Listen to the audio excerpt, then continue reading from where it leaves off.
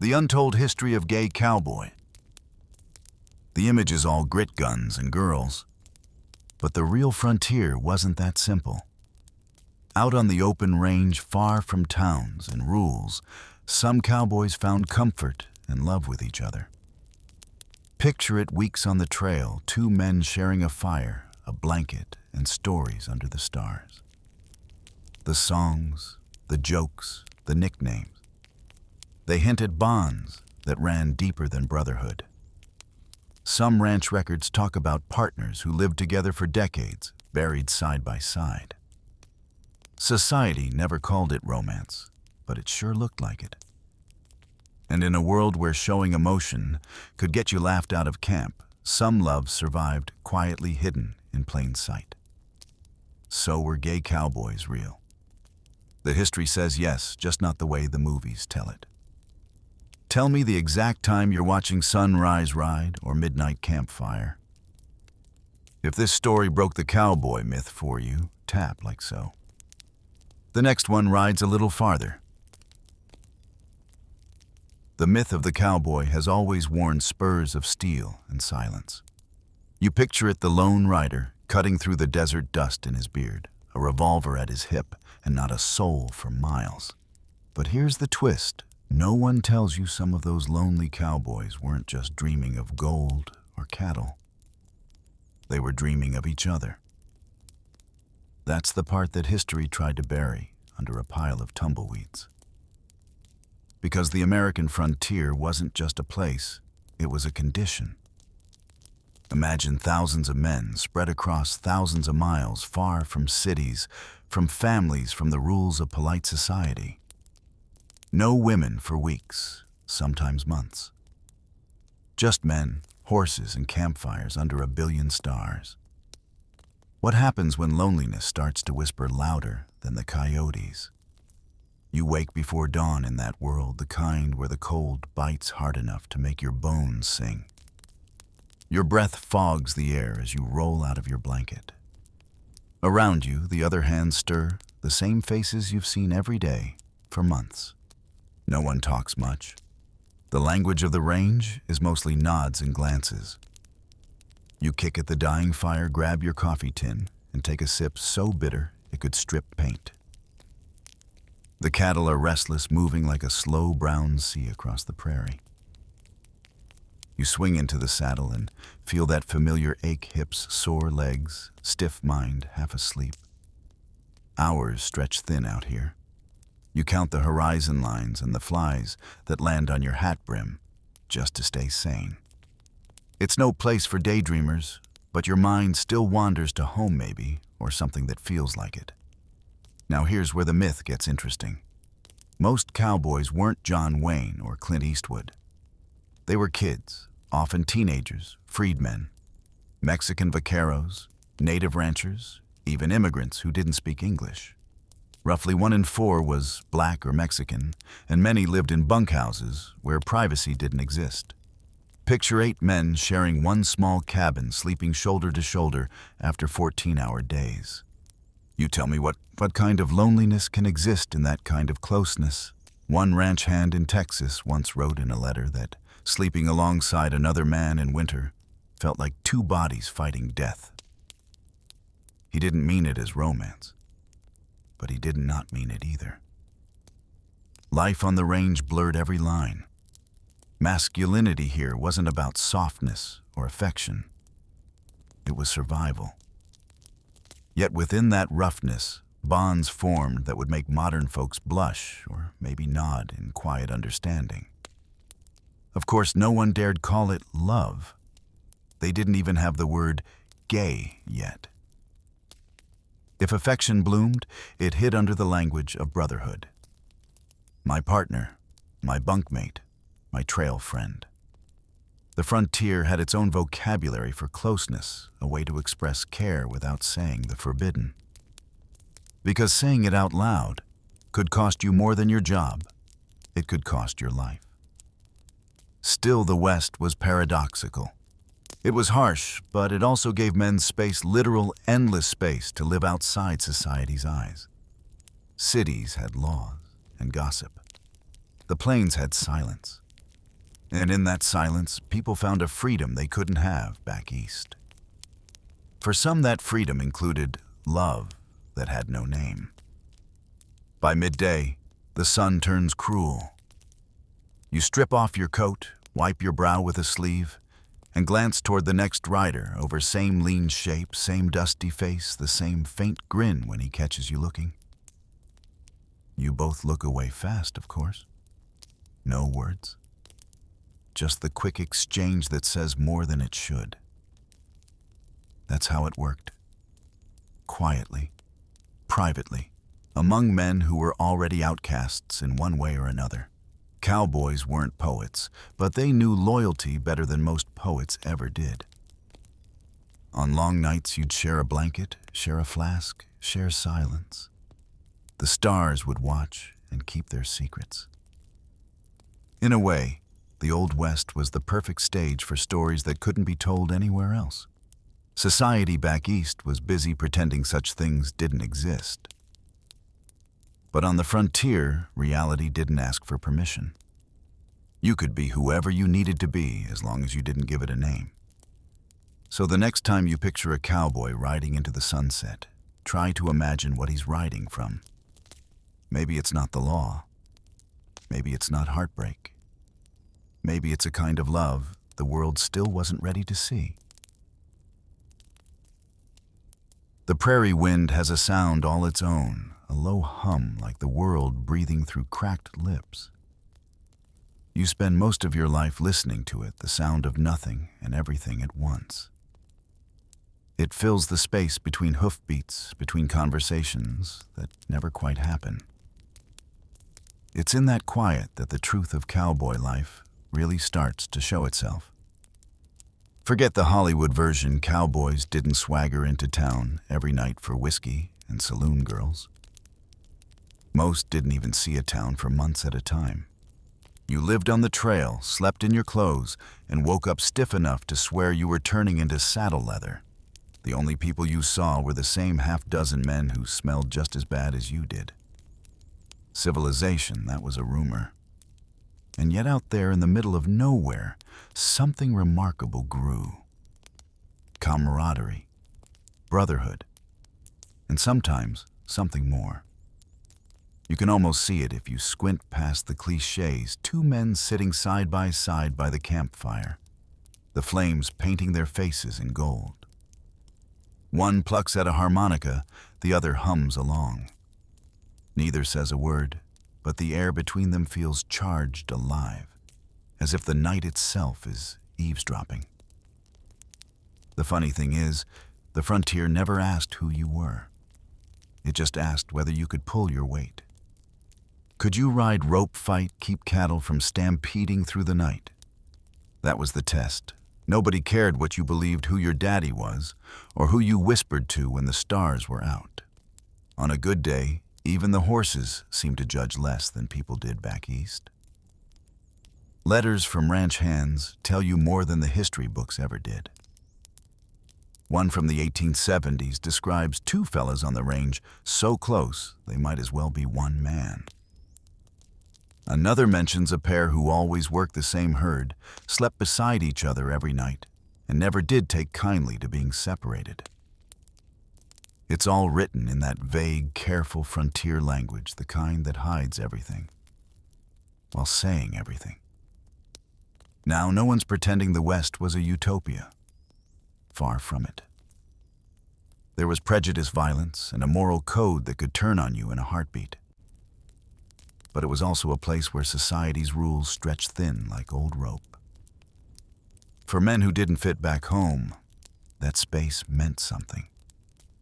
They weren't gay cowboys in the modern sense. There wasn't even a word for it yet.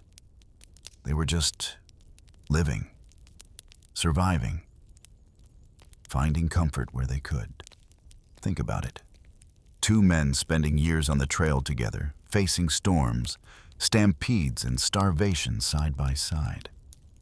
You share everything: food, water, danger, even your dreams of owning a small ranch someday. You'd die for each other without a second thought.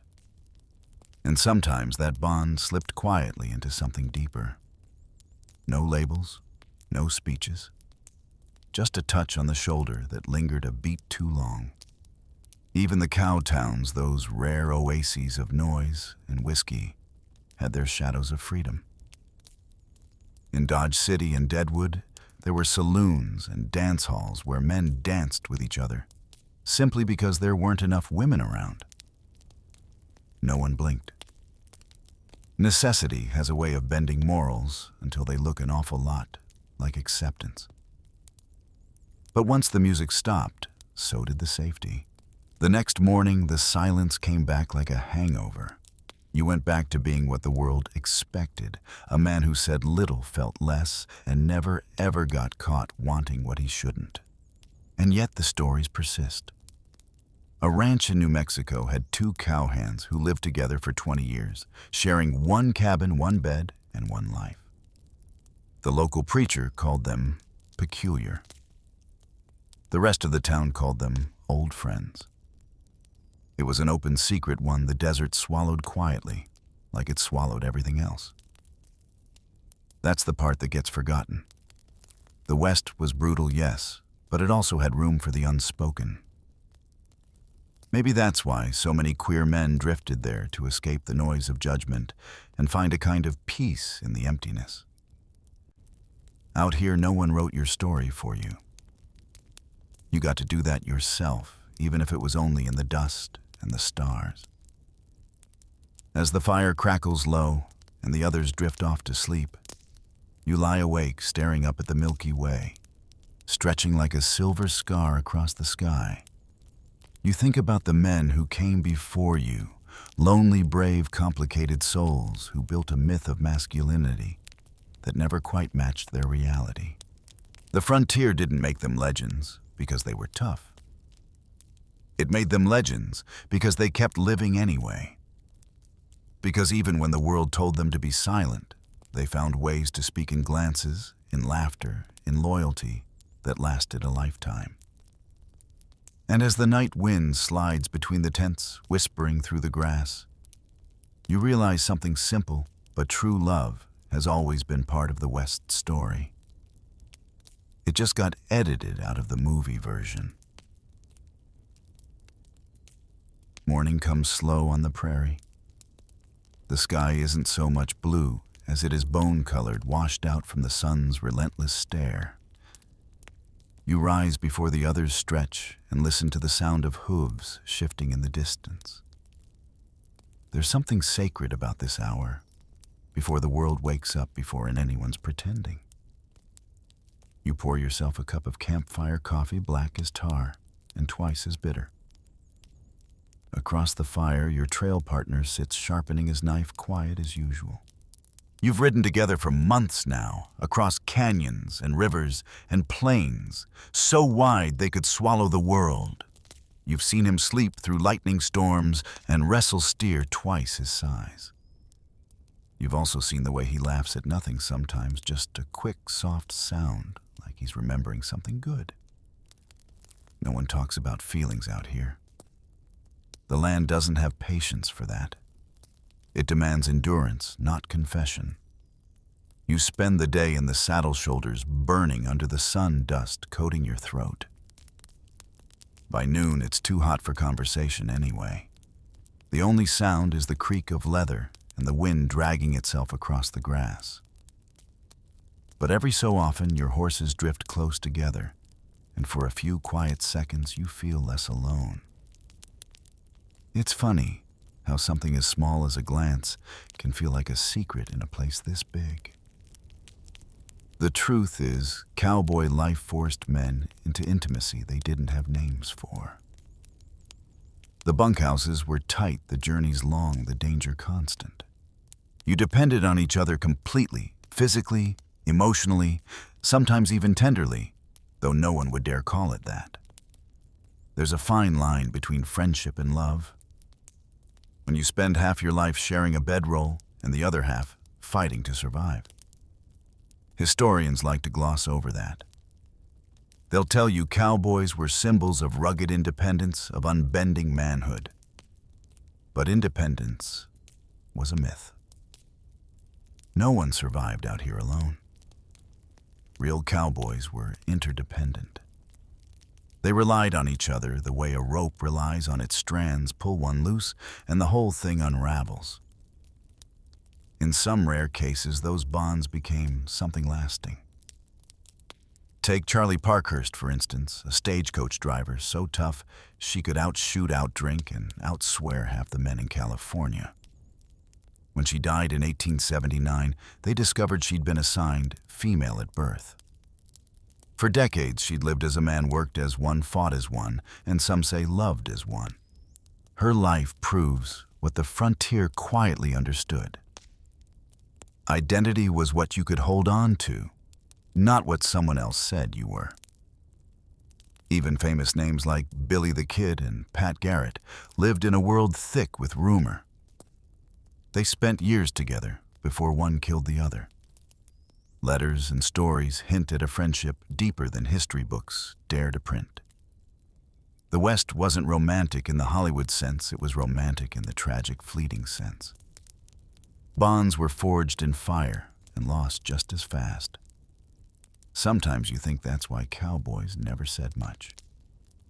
Talking only made things real, and reality had a habit of turning on you. It was safer to keep quiet, to let the world assume what it wanted. After all, out here, even the sky didn't care who you loved.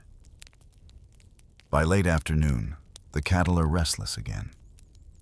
You and your partner ride flank, circling the herd, guiding them toward a patch of grass near a dry creek.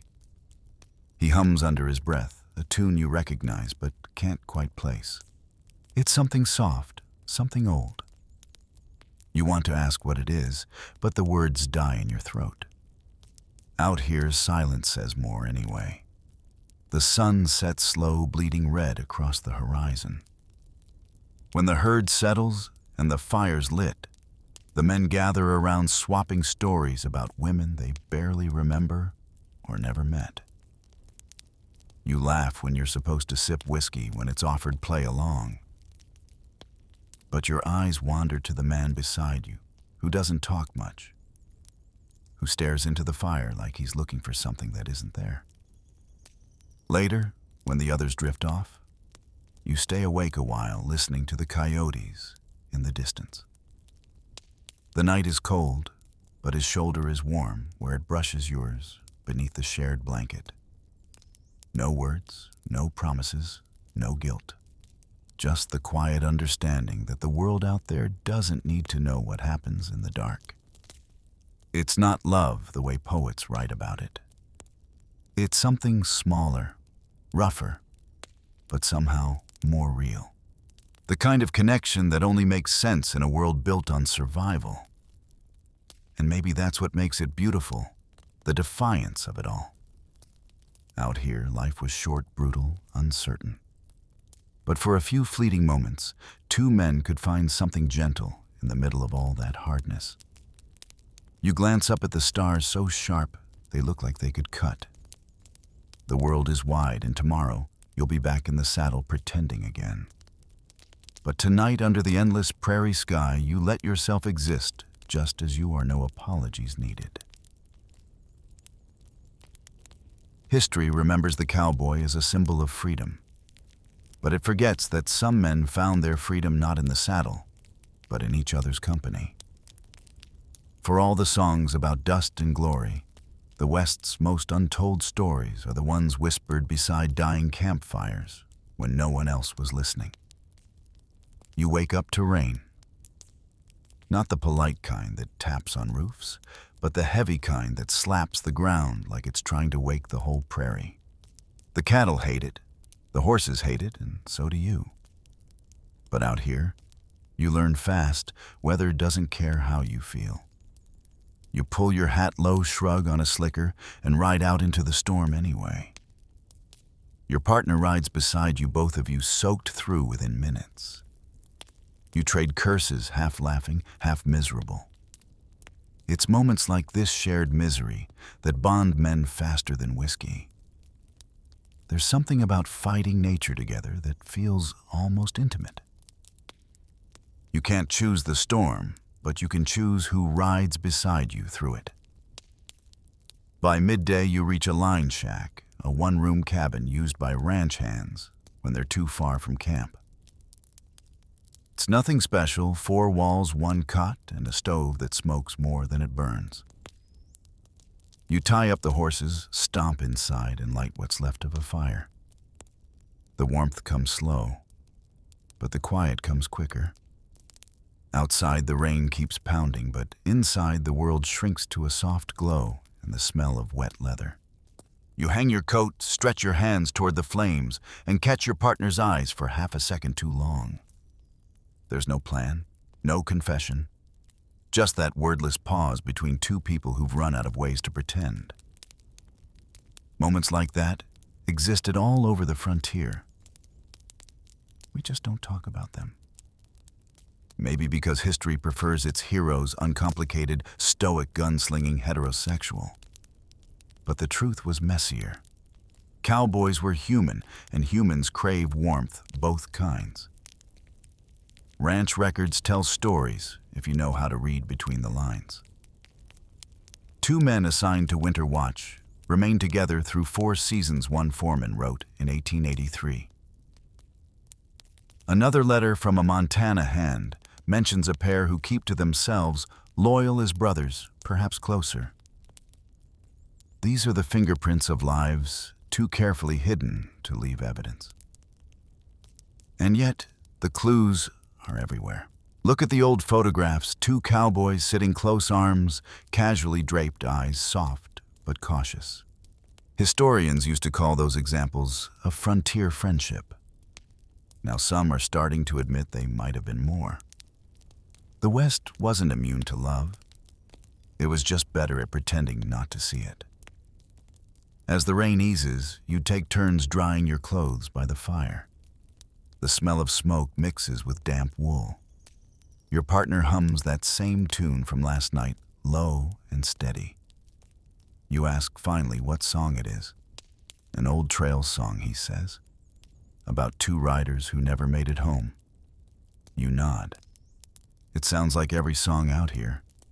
You talk for a while about nothing important. Horses, bad coffee, the cook's terrible stew, the kind of talk that fills the silence without asking too much. Then the fire pops, throwing a shower of sparks. The noise makes you both jump, then laugh. It feels good to laugh. Out here, laughter is rarer than gold. Outside, thunder rolls across the plains like a slow drum. Inside, the fire burns lower the air, thick with that strange kind of closeness that no one has words for. You don't need to move closer, it's already there. The understanding, the quiet, the shared rebellion of being alive in a world that insists you shouldn't be this way. When morning comes, the rain is gone. The sun returns as if nothing happened, and so do the rules. You saddle up, check your gear, and say nothing about the night. But the silence feels different now. Not the silence of strangers, but of accomplices. On the trail, the world returns to its usual rhythm, hooves, wind, and work. The herd needs driving, fences need checking, and life demands you keep moving forward. But there's a change in the air, a kind of unspoken loyalty that only 2 people who've survived both storms and secrets can share. And when you glance over your shoulder and see him there, riding a few paces behind it, hits you. Maybe this is what love looks like when the world gives you no words for it. Because in the end, the cowboy code wasn't just about toughness or bravery. It was about trust. And sometimes trust meant sharing something so small and silent that it became invisible to everyone else. You ride on the sky clear again, the land stretching endless in every direction. The West doesn't give second chances, but for a few who knew how to read between its silences, it gave something better moments that lasted long after the dust settled. By the time summer rolls in, the trail dust has turned everything you own, the same color your hat, your coat, your skin. Even the horses look faded. The days are long, the nights short, and the only constants are work heat and the low ache of missing something you can't name. You've been driving cattle north for weeks now, following the Chisholm Trail, pushing herds across rivers and plains that stretch so far, they might as well fall off the edge of the world. At first, it's easy to lose yourself in the rhythm-cracking reins, whistling to the herd, shouting curses when a calf strays too far. But sooner or later, the rhythm starts to sound a lot like loneliness. Out here, time doesn't move, it just loops. Sunrise ride, eat ride, sleep. Some men fill the silence with stories of women waiting back home, though most of those women exist only in imagination. Others, like your trail partner, prefer silence. He's not the kind of man who says what he feels. But sometimes when the moon is bright enough, you catch him looking your way. Just for a second. Like he's trying to remember if this life was supposed to be something else. The campfire is smaller tonight, just a handful of flames flickering in the wind. The men are spread out, most asleep, their snores mingling with the distant lowing of cattle. You sit with your back to a saddle, the stars overhead so sharp they hurt to look at. Beside you, your partner takes a pull from a flask and passes it your way. The whiskey burns, but in a good way, the kind of warmth that travels all the way to your chest. You ever think about quittin', you ask, half joking, half not. He chuckles low and rough. Quittin' what, the trail? The life ain't much else for folks like us. You nod. He's right. For most cowboys, this isn't an adventure, it's survival. The West isn't a dream, it's a job. Hard, dirty, thankless. And yet, for all its cruelty, it's still freer than any place you've ever known. Out here, the rules are simple. Do your work, keep your word, and don't ask too many questions. As the fire dies, he says something that sticks with you. Maybe out here, we're all ghosts already, just riding through someone else's story. You don't answer. There's nothing to say. But later, when the wind picks up and the herd shifts uneasily, you realize he might be right. Cowboys were already fading from the world, even as they lived in it, symbols of a past that didn't exist yet. Myths in real time. In towns along the way, you see signs of that change. Telegraph poles sprouting beside the trail, steam trains slicing through the prairie like iron snakes. Civilization is coming whether the West is ready or not. Soon there won't be any wild left to hide in. No more places where a man can just be. You stop in Dodge City for supplies. The saloons are loud, all piano music and laughter, and the smell of whiskey and perfume hits you like a wave. You and your partner sit at the bar, not talking much. It's too bright, too noisy, too civilized. When a dance girl flirts your way, you smile politely, but don't bite. You've seen enough men try to fill their loneliness with what they think they're supposed to want. It never works. That night, you head back to the stockyard where the air smells of hay and horses. He's there already, leaning against a fence hat, tipped low. Town ain't much for me, he says. Too many eyes. Yeah, you reply. They see too much and not enough. You both laugh quietly, the kind of laugh that only makes sense between people who share the same secret. Later, as you camp outside the city, you hear the whistle of a train passing in the distance. Its echo rolls across the plains, a sound that feels like the future calling. You wonder if there'll still be room in that future for men like you. Men who live between words, who love between silences. He looks at you, then really looks. When the trail ends, he says softly, "What'll you do?" You shrug. "Guess I'll find another one." He nods. "Yeah. Maybe I'll ride it with you." The night goes quiet again after that, except for the crickets and the wind brushing through the tall grass. You both stare at the fire until it burns down to embers. The air feels thick, but not uncomfortable. Just full of things that don't need saying. Tomorrow you'll ride out again back into the endless horizon where time stands still.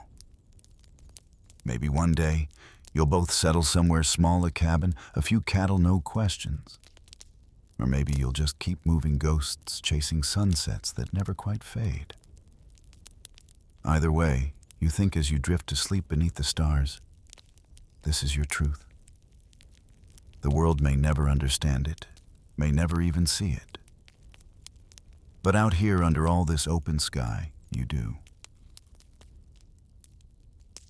The trail stretches on like an old song you can't stop humming, even after you've forgotten the words. The herd moves north toward Montana, a slow tide of hooves and dust, and every mile feels like another page torn out of your life. You ride beside your partner day after day, saying little but meaning everything. By now you've seen it all: stampedes that sound like thunder rolling through your bones, lightning splitting the sky so close you could smell it, burn rivers that swallow horses whole. You've also seen what most folks never talk about: the quiet tenderness between men who live with death for company. One night you stop near the Missouri River. The moon hangs fat and gold over the water, the air thick with mosquitoes and the smell of sweat and wood smoke. The herd grazes quietly nearby, tails swishing in the dark. It's just you, him and the river. He breaks the silence first. You ever think about what people'd say if they knew? You stare at the water, watch the reflection of the moon shake in the current. They'd say what they always say. Then they'd move on to someone else. He laughs softly. You make it sound easy. It's not, you admit. But neither's pretending. The two of you sit in silence again, the kind that feels less like absence and more like understanding. Out here, words are currency you can't afford to waste. Still, you find yourself wondering what it would be like to live in a world where this, whatever this is, didn't need to hide behind smoke and shadows. You've heard rumors about men back east who found each other quietly in cities like New York or San Francisco. Bars tucked behind warehouses, secret boarding houses, coded newspaper ads. But out here, there's no hiding place except the horizon. The West gives you space, but not safety.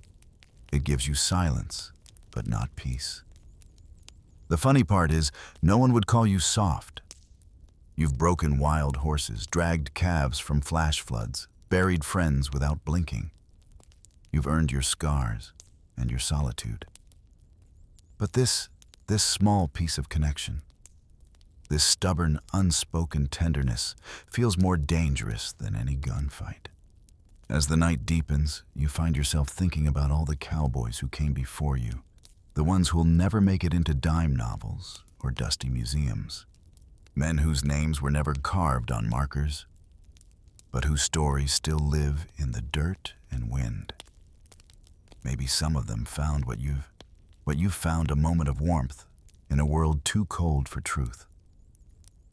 The fire dies down, the stars stretch wider. You lie back, arms folded under your head, and he does the same. The sky above looks close enough to touch. For a moment, everything feels still. No herds, no trail, no world beyond the edge of the firelight. Just the two of you breathing in time. You don't sleep much that night. You're not sure why. Maybe it's because you know this can't last. Nothing on the trail ever does. Seasons change, herds move, men drift apart. The West eats everything, dreams, love, even legends. But you also know that some things stay, even if only as ghosts. A few weeks later, the drive ends near Miles City. The ranch pays you out barely enough to justify the months of dust and danger. Some of the men plan to head east for winter. Others will sign on with another herd. You and he just sit there staring at the coins in your hands like they belong to someone else. What'll you do now, you ask? He shrugs. Head south, maybe. Heard there's work in Texas again. You nod though something in your chest tightens. Could always use another hand down there. He glances at you, his face unreadable. You mean it? Course I do. There's a pause, a long one. The kind that says everything words can't. Finally, he nods. Then I'll ride with you a while longer. And just like that, the future unfolds, not like a promise, but like a road. Rough, uncertain, but open. You leave the next morning before sunrise, riding side by side through the mist. Behind you, the town fades into smoke and memory. Ahead, the plains stretch endless again. It's a strange kind of peace, the kind that doesn't ask for forgiveness or permission. As the sun breaks over the horizon, turning the sky from gray to gold, you realize something simple but profound. The West was never just about freedom. It was about making your own kind of freedom, even when the world refused to name it. You glance over at him. He grins just a little and says, "Reckon we'll ever tell anyone?" You shake your head. Don't think we need to. The trail swallows your words, carries them off into the wind. Somewhere behind you, the herd lowing fades into silence. The only sound left is the creak of saddle leather, the steady rhythm of hooves, and the kind of quiet that feels almost like grace. They say the West was a man's world, and they were right, but not for the reasons you think. Beneath all the grit and gun smoke, it was a place where men lived, worked and loved almost entirely among their own. In that strange isolation, something raw and wordless bloomed, a kind of connection the history books never dared to name. You wake to frost. The world is pale and brittle, each blade of grass tipped with white. The horses huddle together, breath steaming in the morning air. You and your partner move slow, stiff from the cold fingers, numb as you saddle up again. Winter has found you even here in the wide belly of the plains. The trail is quieter now. Fewer cattle, fewer men. Most of the crew peeled off weeks ago, heading home before the snow. You and he stayed behind, taking work where you could, fixing fences, breaking horses, guarding herds that don't belong to you. It's not glory, it's survival. But then again, that's what being a cowboy has always meant. By noon, the sky's the color of pewter, heavy with snow that hasn't started falling yet. You stop near a patch of cottonwoods, light a fire, and warm your hands. He sits beside you, hat pulled low, face half lit by flame. You can hear the wind coming through the trees, a low, endless hum that sounds almost like a voice. Sometimes you wonder if this is all there'll ever be, riding, eating, sleeping, pretending. Maybe it's enough. Maybe it has to be. Out here, love doesn't come wrapped in ribbons. It comes in the form of trust, someone who shares your fire, your silence, your fear. Someone who doesn't flinch when you reach for the coffee pot at the same time. The world beyond the frontier is changing fast. In Kansas City, they've got electric lights now. Telegraphs buzz across the country in seconds. Railroads tie the continent together like laces on a boot. Civilization is coming for the cowboys, and it won't take prisoners. But out here, under a sky so big, it swallows time, none of that matters yet. Out here, men can still vanish into myth. You remember hearing once about a pair of ranch hands in Wyoming who lived together 30 years, partners in every sense. When one died, the other buried him on their land, under a hill they'd both loved. The neighbors whispered, of course. But they also brought food, paid respects, and never said a cruel word. Maybe they understood something the rest of the world didn't, that the West didn't belong to rules. It belonged to whoever was brave enough to live outside them. After a while, he takes out a harmonica. You didn't even know he had one. The notes come soft and wobbly, rising into the cold air like smoke. You recognize the tune, Home on the Range. It's a song about freedom, but the way he plays it, it sounds more like longing. You find yourself humming along without meaning to. The fire crackles. Snow begins to fall slow and silent. It catches on his coat, his hair, his lashes. You watch him in the half-light and think this is the truest kind of beauty, not loud, not perfect, but stubbornly real. When the snow thickens, you both crawl under the same blanket for warmth. The air smells of smoke and horses and something older, something like trust. You fall asleep to the rhythm of his breathing, steady as the wind through the grass. The next morning, the world is white.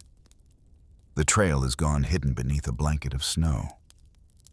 For a moment you panic, but then you realize that means no one can follow. No tracks, no traces. Just two men, a campfire, and the sound of hooves breaking ice. You head south again toward warmer ground. By midday, the sun melts through the clouds, turning the world into a glittering sea. You ride side by side saying nothing, because you don't need to. It's strange how the hardest parts of life can feel the most peaceful. The world might not remember your name, might never guess what your quiet partnership meant. But the land remembers. The rivers, the wind, the stars, they hold every secret that men like you ever buried.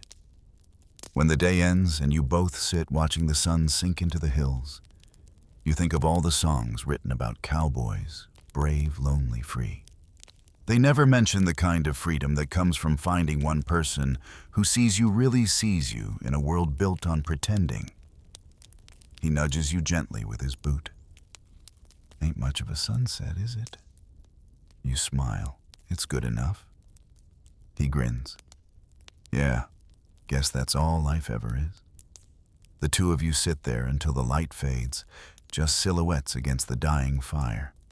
The wind picks up again, carrying away your words, your laughter, your footprints, but not your story. The prairie has a way of keeping the things it understands. You reach Texas by spring. The land down here looks different, greener, softer, almost forgiving, though you know better than to trust it.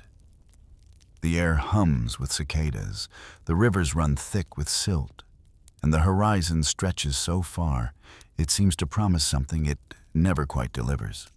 You and your partner find work at a ranch outside Abilene, mending fences and branding calves under a sun that doesn't know how to quit. The days pass slow the way they always do when there's no end in sight.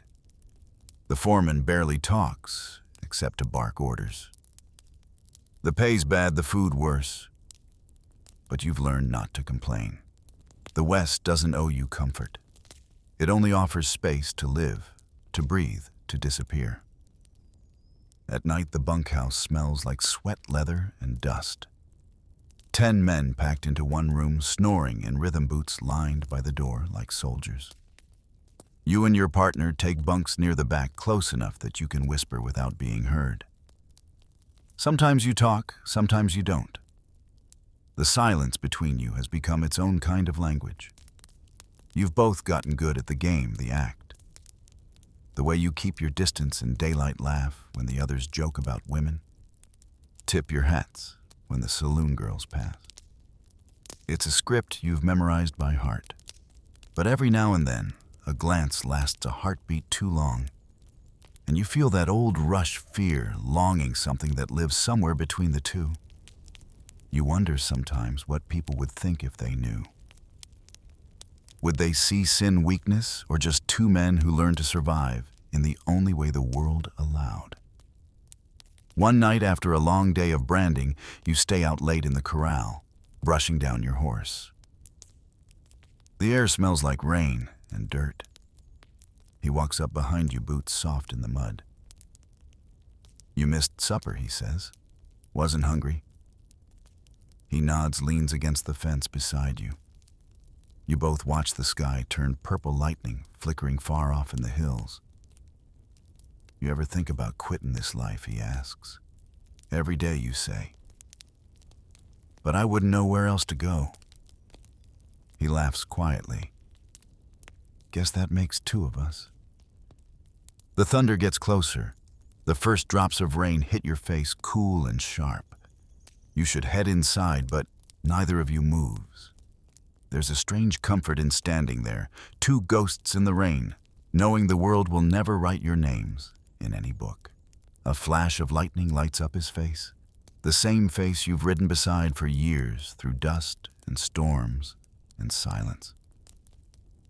You realize you've never really seen him until now, and the thought hits you like the thunder that follows. For a second, time stops. The rain falls harder, soaking your hat, your coat, your skin. You don't speak, don't move. The world narrows to the sound of water and the space between breaths. Then just as quickly the moment passes. He clears his throat, nods toward the bunkhouse. "We'll catch cold if we stay out."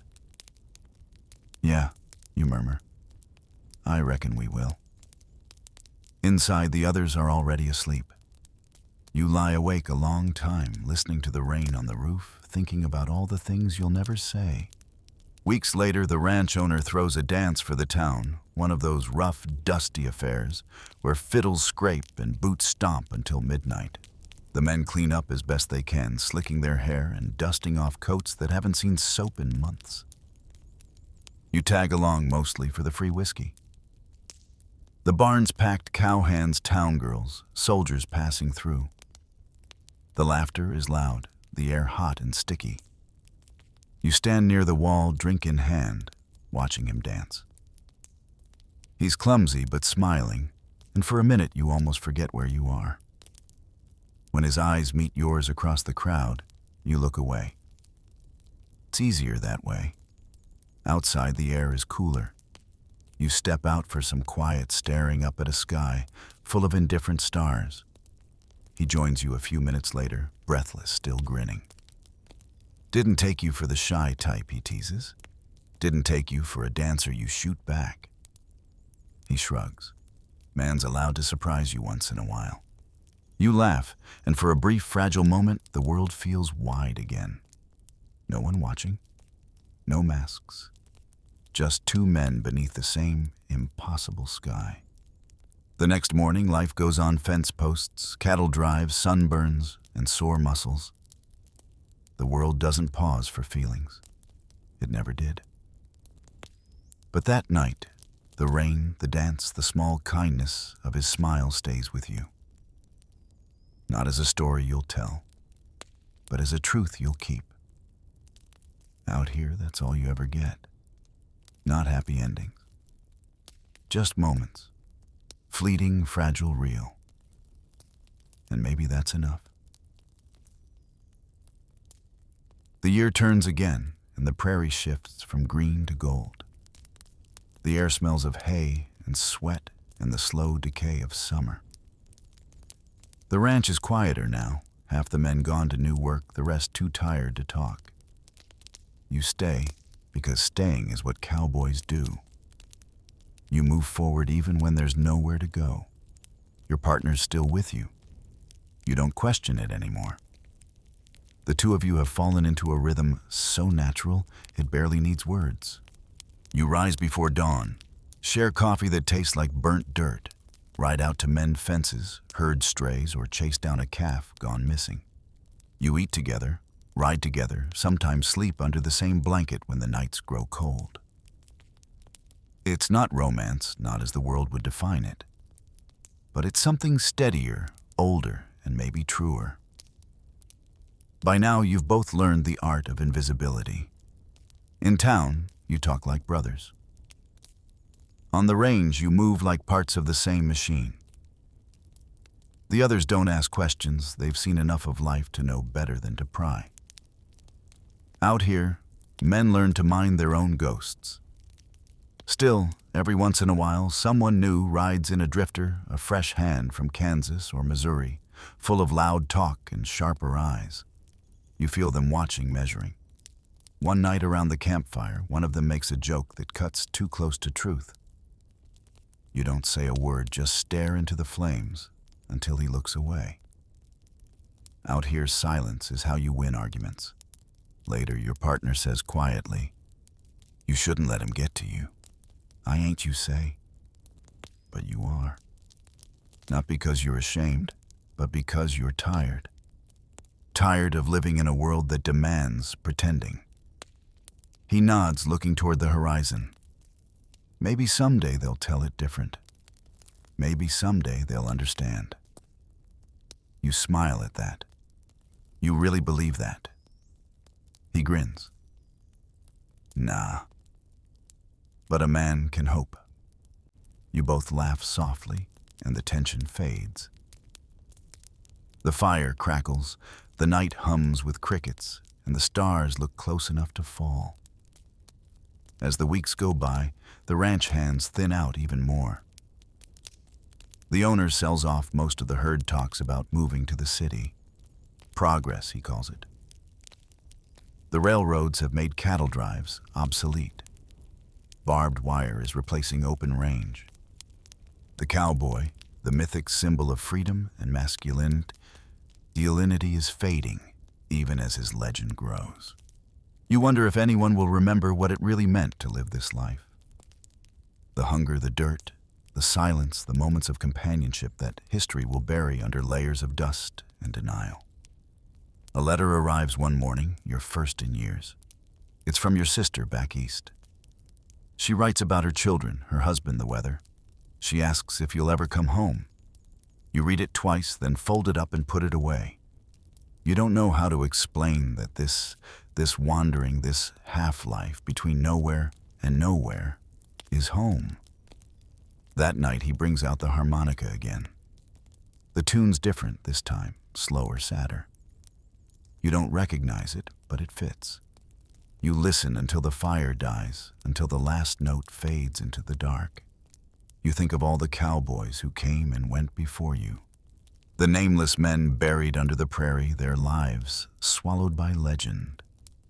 Maybe some of them were like you, quiet, unseen, loving in ways the world refused to understand. And you realize something: maybe you don't need to be remembered. Maybe it's enough to have lived, to have found warmth where you weren't supposed to have carved your own kind of truth into the wilderness. The next morning, the wind shifts. You both know it's time to move on again. The ranch is finished, the work drying up. You pack light, just the essentials: a rope, a knife, a bedroll, and that small, stubborn hope that somewhere out there, there's still room for you. Before you mount up, he glances back at the bunkhouse. "Guess that's the end of it," he says. You shake your head. "There's always another trail." He smiles. "Yeah, I like the sound of that." You ride out side by side, the sun rising behind you, painting the land in gold and fire. The road ahead is long and uncertain, but the silence between you feels lighter now. Maybe that's what freedom really means. Not the kind sung about in ballads or written in history books, but the kind that exists quietly between two people who understand. Somewhere behind you, the world is changing machines. Telegraphs, new cities rising where the plains once breathed. But out here, the old rhythm endures: hoofbeats, wind, breath, trust. You glance over at him, and he catches your eye. No words this time. Just a look steady and sure. The kind that says, "I'm still here." The West may be dying, but its spirit, the wild, wordless defiance that made it what it was, rides on. And for now, that's enough. They buried the West with brass bands and Hollywood heroes, but they forgot the men who lived it quietly. The ones who shared more than a saddle, who loved without permission, and whose names were never written down. History turned them into silhouettes. But if you listen closely, you can still hear their laughter echoing through the wind. The years pass in that slow, dusty way that makes time feel more like a mirage than a fact. You and your partner drift from ranch to ranch, never staying long enough to belong, but never lonely enough to leave. The work changes, the faces change, but the world remains the same, wide, indifferent, and beautiful in its silence. By now your hair's gone gray at the edges. The horses move slower, and so do you. But there's a peace to it, a rhythm you've earned. The trail doesn't demand as much anymore. It just asks that you keep riding. You settle for a while outside Santa Fe, working a small spread owned by an old widow who pays in food more often than cash. It's quiet work fixing fences, herding goats, planting alfalfa. You sleep in a shed that leaks when it rains, and somehow it feels like luxury. Out here, comfort isn't soft, it's honest. Your partner's still by your side, though time has carved lines into both your faces. You bicker more now about small things, horseshoes stew who forgot to oil the saddle. But the arguments fade as quickly as they spark. Beneath them is the same unspoken truth that's held you together for decades. This is your life. This is your family. Sometimes the widow's grandson visits from town, bringing newspapers from back east. He talks about the changing world, automobiles, electric lights, telephones. You listen politely, though none of it sounds real. One day, he brings a magazine with a glossy cover that makes you laugh out loud. Two actors in clean-pressed shirts, guns at their sides, eyes burning with adventure. The headline reads, "The Last of the True Cowboys." You hand it to your partner. "Guess we missed the part where we were famous," you say. He grins. "Guess so. We were too busy living it." You both laugh until the fire crackles out. And for a moment the whole world feels right again. Simple human alive. When the seasons turn cold, the nights stretch longer. You spend more time by the fire swapping memories, like playing cards. Drives that nearly killed you, storms. You somehow outlasted men you'll never forget. You talk about the one-eyed cook in Montana, the kid who sang opera while cleaning rifles, the old hand who carved poetry into the handles of his spurs. None of them made it into history books. But that's the truth of the West, isn't it? It wasn't built by legends, it was built by the forgotten. One evening, as the sun bleeds out behind the hills, your partner looks over and says, "You ever think about what comes after?" You smile. "After what?" He chuckles softly. "After all this, when we're gone, you stare at the horizon. Maybe nothing, maybe just dust and wind. But I like to think someone will remember us, maybe not by name, but by feel. Like when the wind shifts or the horses stir for no reason. Maybe that's us reminding them we were here." He nods, satisfied. "Yeah, I like that." The years grow heavier, and one morning you wake to find his bedroll empty. You know before you even call his name. The silence that follows is vast, but not cruel. You sit by the fire a long while, watching the smoke drift upward like a signal only the sky could read. Later, you dig a small grave near the cottonwoods where the light hits just right at dusk. You carve no name, no date, just a small mark on a stone enough to say someone lived here. You sit beside it for a while, hat in hand, until the sun drops low. The wind brushes past, warm and steady, like a familiar voice saying goodbye. Years later, when the land is all but tamed and the last cattle drive long forgotten, a young ranch hand finds that grave. He doesn't know whose it was. Maybe he wonders for a moment, maybe not. He just tips his hat and rides on. But the prairie remembers. The sky remembers. And somewhere in the whisper of the grass, the story lives of two cowboys who found something tender in a hard world, something worth keeping quiet about. And maybe as you close your eyes for the last time, you think of that night long ago, rain falling on your shoulders, laughter in the dark, the horizon wide open before you. the kind of memory that doesn't fade even when everything else does. The fire crackles low. The horses shift. The stars hum softly overhead. And somewhere deep in that endless quiet, the west exhales and finally rests. The stars fade as dawn crawls over the prairie. You rise from your bedroll, brush off the dust, and pull on your boots. Another day waits, coffee boiled, black saddle leather creaking, and miles of cattle ahead. Life as a 19th century cowboy isn't fame or fortune. It's endurance, dust, and the stubborn beauty of the open trail. The rooster doesn't wake you. The cold does. It seeps through your blanket, nips at your fingers, and crawls down the back of your neck until you curse under your breath and sit up. The fire's gone out again. You pull your hat lower, shake the dust from your coat, and stare at the faint silver edge of dawn creeping over the plains. Welcome to another day in the saddle. Out here in the 19th century, comfort is a rumor, and sleep is a luxury. You stretch, bones popping, and reach for the coffee pot. It's already half mud, half miracle, strong enough to stand a spoon in. You sip anyway because no cowboy worth his salt complains about coffee. The air smells like ash and horses.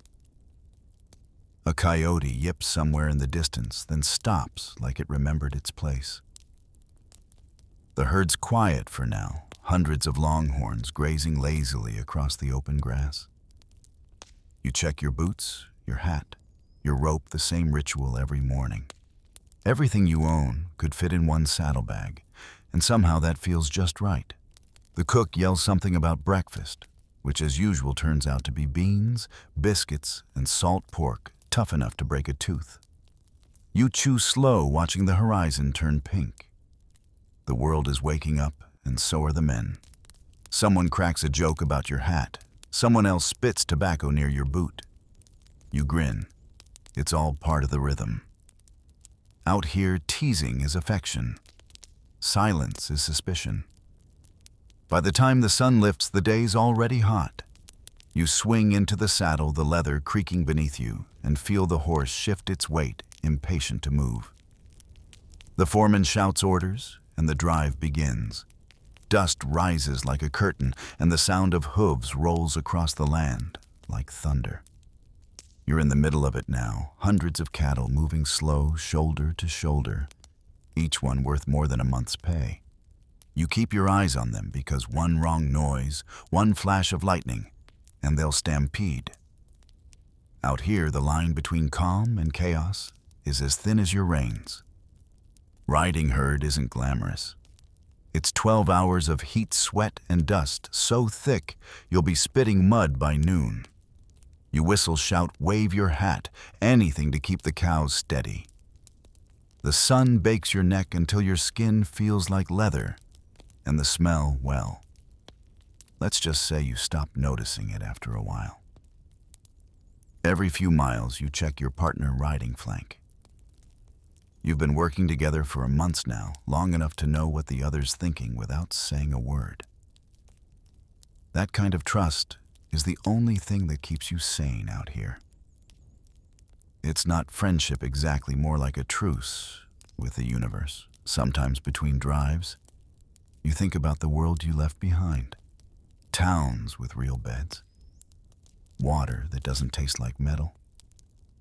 Maybe even a soft voice or two waiting somewhere down the trail. But out here, the only voice that matters is your horse's breath and the steady creak of saddle leather. Around noon, you stop by a dry creek bed for a short break. The cook rolls up in the chuck wagon, cursing about broken wheels. You take a tin plate and sit under the only shade for miles, a bent mesquite tree that looks about as tired as you feel. Beans again, maybe jerky if you're lucky. Someone starts playing a harmonica. It's out of tune, but no one cares. It's sound, and sound is life. You catch yourself staring at the horizon, where the air wavers like smoke. There's something about it endless, untamed, almost cruel. The West doesn't care who you are or what you want. It'll grind you down, burn you up, and still expect you to tip your hat afterward. But you also know this when you're riding under that sky with nothing but the land stretching out ahead. You feel something close to peace. Freedom, maybe. Or just exhaustion disguised as it. You finish your meal, dust off your pants, and swing back into the saddle. The drive won't move itself, and daylight's wasting. The trail stretches north, long, dry, and merciless. You tug the brim of your hat, low, click your tongue, and ride on. The herd shifts. The dust rises again. The sound of hooves drowns out everything else, the past, the hunger, even the ache in your bones. It's just you, the cattle, and the road that never ends. And maybe that's the point. Out here, you don't live for glory. You live for motion, for miles. For mornings like this, when the whole world fits between the horizon and the sound of your horse breathing beside you. The sun's higher now, a hot coin burning its way through the blue. The cattle shimmer in the heat tails flicking at flies that never seem to die. Your shirt's already soaked through, and your throat feels like you've swallowed sandpaper. You take a sip from your canteen, the water warm as soup, and try not to think about how much farther you've got to go. Cattle drives are never as fast as they sound in dime novels. Those books make it seem like adventure gunfights, gold and glory.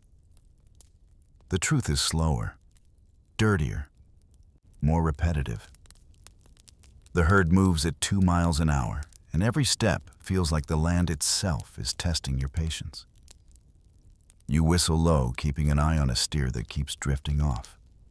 The trick is to guide, not chase. You nudge your horse, gently swing wide, and cut the animal back toward the others. You do this 100 times a day, and each time it feels like deja vu. Your horse snorts, annoyed. You pat its neck. Yeah, I'm tired too, partner. There's a rhythm to it. The creak of the saddle, the soft grunt of the herd, the steady beat of hooves. It's hypnotic, almost peaceful, until something breaks the spell. A stray shout, a cow bellowing, the sudden flash of panic in a herd animal's eye. That's when everything can go wrong. A stampede isn't just noise, it's chaos. The earth shakes. The air fills with dust so thick you can't breathe. You've seen it happen before, 2,000 pounds of beef moving as one, trampling anything that gets in the way. You lost a good man that way once. Didn't even find him till morning. It's why you keep your rope coiled tight, your hat pulled low, and your nerves steady. Out here, the line between control and disaster is as thin as a horse's mane. By mid-afternoon, the world feels like it's melting. The heat bends the horizon into waves, and the air smells of dust, sweat, and sunburn. You pull your bandana up over your face, but it doesn't help much. The sweat just sticks to the fabric and turns it into mud. You glance over at the chuck wagon in the distance. Cookie's already setting up for supper. He's been grumbling since sunrise about the weather, the flies, and how cowboys eat more than they work. You grin. Cookie's the only one allowed to insult everyone and live to tell about it. As you ride past a small rise, you spot something moving, a cloud of dust far off, heading your way. Another herd, maybe? Or rustlers? You squint hand over your eyes and wait for the shape to clear. A few minutes later, it resolves into another trail crew headed south. You trade lazy waves as they pass, just shadows on the same road. For a moment, it's comforting proof you're not the only fools still trying to wrangle fortune out of dirt. When the herd slows again, you dismount, stretch, and wipe the grit from your face. The air tastes like salt and metal. You pull off your hat and let the wind cool your scalp. Somewhere behind you, one of the younger hands is singing a rough, wordless tune that drifts over the prairie like smoke. Cowboys have their own kind of music. low tired but steady, the kind that keeps your mind from slipping into the quiet too far. By the time the sun starts to sink, everything glows gold, the herd, the hills, even the sweat on your horse's neck. You lead them toward a small stream, the only water for miles. The cattle crowd in drinking greedily hooves, churning up the mud. You and the others keep watch rifles resting easy across your laps. Out here, even a peaceful moment can turn mean. A coyote yips somewhere close, and a few of the cattle spook. You whistle low, calming them, your voice barely above a murmur. You never knew you could talk to animals until this job. Turns out patience and tone do more than shouting ever could, same as with people. When the herd finally settles, you build a small fire. The smell of beans and bacon fills the air, mingling with wood smoke and sweat. Cookie mutters about how no man with sense would live like this, and everyone laughs because he's right. You eat with your hat still on your plate, balanced on your knees. As the stars creep out, the prairie changes. The wind cools. The herd quiets. The world shrinks to the glow of the fire and the sound of men telling lies about things they've never done. You sit back watching sparks float upward like tiny ghosts. Someone passes a flask your way. You take a sip. It burns good. You glance at the horizon, dark now, endless, and realize how far you are from everything. No walls, no cities, no rules except the ones the land allows. You wonder if people in towns ever feel this kind of freedom or this kind of emptiness. The night deepens. Coyotes call again, their voices distant and lonely. You pull your blanket tighter, tip your hat low, and stare into the dying fire. Tomorrow you'll wake to the same sky, the same work, the same dust. But for now, the world feels still. The kind of stillness only cowboys ever really know. The dawn hits colder than you expect. The kind of chill that bites straight through your coat and makes your bones complain. You pull yourself up groaning and shake off the frost that's settled overnight. Your horse snorts in protest, steam rising from its nostrils. You can't blame it, another long day's waiting, and neither of you slept much. The fire's nothing but gray ash now, so you kneel down and coax it back to life. Sparks crackle, smoke stings your eyes, and soon that familiar smell of burnt coffee fills the air. You pour a cup and take a sip that nearly peels the skin off your tongue. Perfect. The worse it tastes, the more awake it makes you. The herd's quiet for now, still heavy with dew.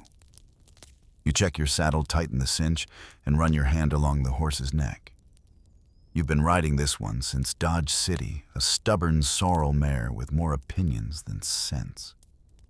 You whisper something reassuring, and she flicks an ear like she's pretending to care. One by one, the men crawl out of their blankets, grumbling about everything from the cold to cookies cooking. The same complaints every morning. It's a ritual, really. Out here, a bit of sarcasm keeps you sane. You trade a few jokes, pour another round of liquid tar, and by the time the sun crawls up, you're all back in the saddle dust, rising like ghosts behind you. Today's ride is rougher. The trail narrows into scrub and gullies the kind that break ankles and tempers. You keep an eye on the herd, steering them clear of cactus and dry washes. A good cowboy learns the land the way a sailor learns the sea, by feel. Every rock, every shift of wind means something.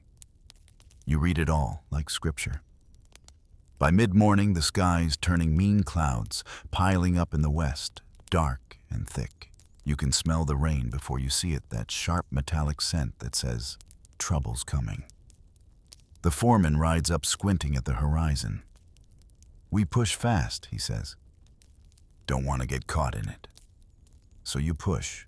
The herd doesn't like it, but you holler and whistle and wave your hat till they move. The thunder rolls closer. The first drops hit hard, fat and cold, slapping your face like thrown gravel. Within minutes, it's a downpour. Rain on the plains isn't romantic. It's misery in liquid form. Your clothes cling, your boots fill, and your hat starts dripping down your collar. The cattle bawl, frightened by the thunder. You ride close, steadying them with your voice, your movements, your calm. It's not just muscle that keeps a drive going, it's nerve. Lightning forks across the sky, bright enough to blind you. You smell ozone and mud and something raw electric. The herd stumbles the ground, turning slick beneath their hooves. Somewhere to your left, someone shouts a steer's broken off, running wild. You spur your horse and give chase, mud flying, rain whipping your face. You swing the lasso, catch the animal by the horns, and fight to bring it down. For a few seconds, it's just you, the rope, and the storm. Then, mercifully, the steer stops fighting, panting hard. You ease the rope loose, pat its flank, and guide it back toward the others. Your horse trembles beneath you, soaked and shivering, but still steady. You mutter a good girl under your breath. When the storm finally passes, the world feels scrubbed clean. The air smells fresh, almost sweet. You look around, everyone's drenched, mud-caked, but alive. The cook's wagon is half buried in muck, and he's already cursing about it, which somehow makes the day feel normal again. You strip off your wet coat, hang it on a branch, and sit down on a rock to wring out your socks. The steam rising from the ground curls like ghosts. The cattle are calm again, grazing like nothing happened. The resilience of beasts never ceases to amaze you. As you rest, you think about how people in cities never see this part, the exhaustion, the grit, the 1,000 tiny victories that make up survival.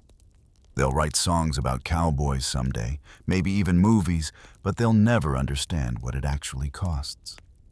The loneliness, the hunger, the endless cycle of dirt and danger. One of the men sits beside you, rolling a cigarette. "You ever think about quitting?" he asks. You laugh. "Every day. But I don't know what I'd do instead." He nods. Ain't that the truth? The wind shifts, carrying the smell of wet sage and burnt coffee from the chuck wagon. Someone starts tuning a fiddle. It's out of key as always, but it's enough to lift spirits. You find yourself humming along, boots drying by the fire, the rain's memory fading into the sound of laughter. When night comes, the stars return sharp and cold. The prairie glitters like glass. You lie back on your bedroll, hat over your eyes, and listen to the world breathe. The horses snort softly. The fire pops. The air feels clean alive. Tomorrow it'll be dust again. But for tonight, it's peace. The kind that only comes after chaos, hard-earned, fleeting, and real. The world likes to imagine cowboys as heroes, all clean boots and silver spurs. But you know better. Out here, the line between a hero and a fool is the width of a saddle strap. You're not chasing glory. You're just trying to keep your horse upright and your stomach half full. The morning starts thick with fog. It clings low to the ground, wrapping the herd in a ghostly haze. You move slow, every sound muffled, the world reduced to silhouettes. The cattle grunt and shift uneasily, their breath rising like steam. You whistle low, the tune carrying through the mist like a thread. The foreman's voice cuts through from somewhere ahead. "Keep 'em tight, don't let the calves stray." Easier said than done. You ride along the flank eyes, straining to make out shapes through the gray. Every few minutes, a head pops up, a snort echoes, and your heart jumps, thinking it's a breakaway. But it's just nerves, yours and theirs. When the sun finally burns through the world, reappears bright and endless again. You blink half-blinded and take a deep breath. The smell of wet earth fills your lungs, fresh but heavy. The kind of smell that sticks to your clothes for days. You guide your horse toward the river. The cattle need water, and so do you. The river's not much, shallow, slow-moving, more mud than current, but it's enough. You kneel down, splash your face, and feel the grit wash away. For a moment you feel almost human again. Your partner rides up grinning. Still alive, I see. Barely, you mutter, wiping your face on your sleeve. He tosses you a biscuit from his saddlebag, hard as stone, but it's food. You bite it anyway, chewing like a man gnawing through bark. You ever think folks back east got it easy, you ask, half joking? He chuckles. Easy. They're probably choking on their own smoke. I'll take dust over that any day. You nod. He's got a point. Cities might have comfort, but they also have rules, crowds, and noise that never stops. Out here, at least, the silence belongs to you. The rest of the day passes in that same rhythm ride, shout, steer, repeat. Every so often you catch yourself humming a tune you don't remember learning. That's how it goes. On the trail, songs come and go. Words blur and time melts into motion. By late afternoon, the herd slows. The cattle are restless, stomping in lowing tails, flicking at unseen flies. You can tell a storm's brewing again. Not rain this time, but wind. The kind that sweeps across the plains like a living thing. When it hits, it's sudden. Dust rises in great spirals, choking and blinding. You pull your bandana over your mouth, hat low, eyes squinting against the storm. The cattle panic, pressing together, trying to flee from the wind. You and the others ride hard, circling them, yelling yourselves hoarse. The sound is deafening, wind screaming, hooves pounding, men shouting through grit. You can barely see your own horse, much less the others. Somewhere to your left, someone falls a horse, maybe a man, but you can't stop. Stopping means dying out here. It feels like hours, but eventually, the wind passes. The world reappears in tatters, the herd scattered, the camp half buried, the men coughing up dust. You dismount, knees shaking, and drop to the ground. The air still hums from the storm, heavy and dry. You look around, no one dead, though one man's nursing a broken arm. Cookie's swearing loud enough to wake the devil, complaining about sand in his stew. The sound makes everyone laugh, weak but real. It's the first good laugh in days. As the sun sets, the land glows red, and you think about how fragile this life really is. One gust of wind, one frightened steer, and it could all end. Yet somehow, it's that danger that makes it beautiful. The thin line between ruin and survival, the way every meal, every sunrise feels borrowed. The cook clangs a spoon against a pot. Supper's ready? Beans again? You eat sitting on your heels, bowl in hand, while the others trade stories about women they've never met and places they'll never see. You smile because you've heard it all before. Out here, dreams are the only thing that travels farther than dust. When the talk dies down, you walk away from the fire toward the ridge. The sky's deep blue, now streaked with stars so bright they hurt your eyes. You sit in the dirt hat on your knee and just listen. No cattle, no wind, no men, just silence.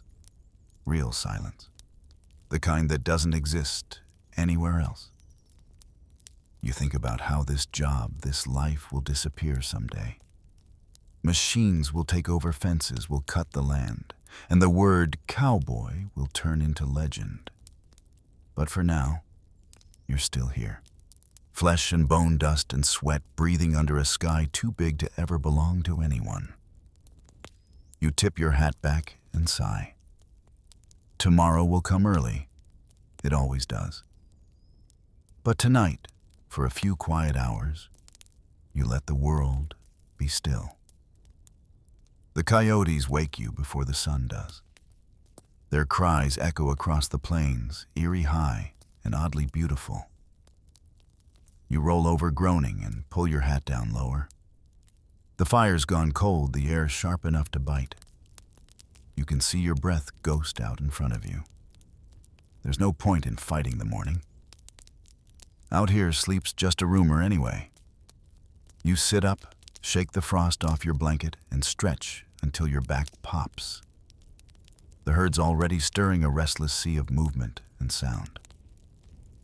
You grab your saddle, your gloves, your dignity, and head toward your horse. She snorts like she's laughing at you, then lets you mount anyway. The world's painted in gray and silver, the kind of light that makes everything look half dream, half memory. You ride out to check the line, scanning the horizon for strays. It's quiet work, but it gives you time to think, and thinking is dangerous out here. You start to count how many days you've been on this drive, but stop halfway. What's the point? Out here, days aren't measured in numbers. They're measured in sunrises survived and meals not burned. By the time you circle back, Cookie's already banging his spoon on the side of a tin pot, yelling that breakfast is ready. You can smell the bacon before you see it half burnt, half raw, all wonderful. You grab a plate, sit on a log, and eat fast. Food's never wasted, not even the coffee that tastes like it's been reheated 5 times. The foreman's barking orders before anyone finishes chewing. "We're crossing the creek today," he says. "Keep the herd tight and your heads up." You sigh. Creeks mean mud, means chaos, and chaos means work. By noon, you're at the crossing. The herd hesitates at the bank, hooves clattering, eyes wide. You ride up front, shouting, waving your hat. The first few cattle plunge in, splashing wildly, and the rest follow. The water's freezing, rising halfway up your boots, but there's no turning back. Halfway across, a calf gets swept away by the current. You kick your horse forward, splash through, grab your rope, and throw. The loop catches, and you haul the little beast back to shore. The men cheer half-heartedly, but you just nod and keep moving. It's not heroism, it's routine. Saving things that don't even know they're in trouble. By the time everyone's across, you're soaked to the bone and coated in mud. The sun's beating down again, turning everything to steam. You scrape off what you can take a drink and get back to it. There's no such thing as rest in this job, only slower motion. Later in the afternoon, you spot a vulture circling above. You follow its path and find a dead steer half buried in the brush. Coyotes got to it before you did. You shake your head. One more lost to the wilderness. Out here, death's not tragic, it's expected. You turn your horse toward the ridge and keep moving. The wind smells like sage and rain, and for a second you forget how tired you are. The land stretches forever. Waves of grass, rolling hills, a sky so big it feels alive.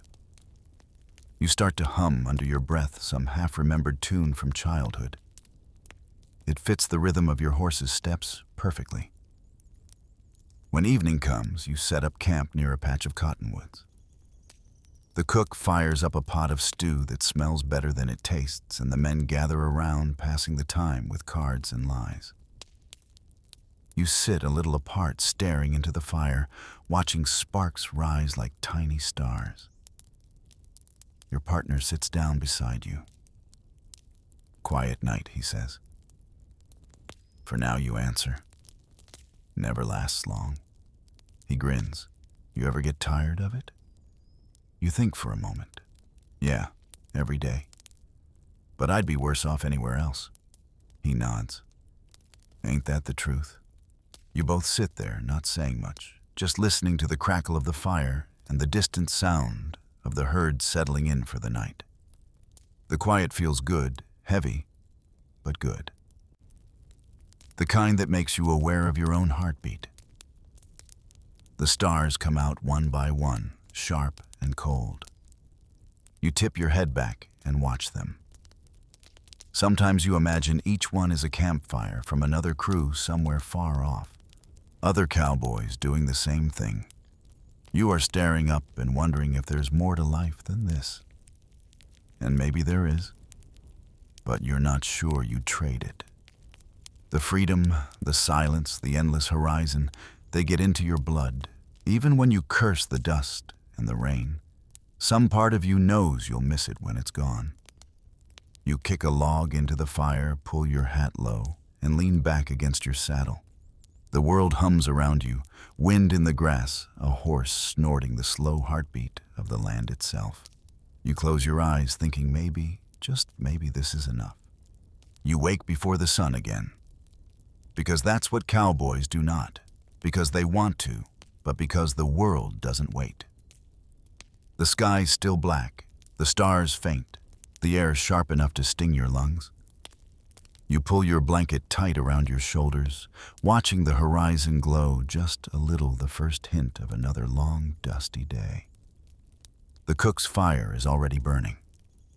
You walk over boots crunching in the frost and pour yourself a cup of coffee that tastes like burnt beans and rusted tin. Cookie gives you a glare that could curdle milk. Drink it or don't, but quit smelling it, he growls. You grin and take a sip anyway. The worse it tastes, the better it works.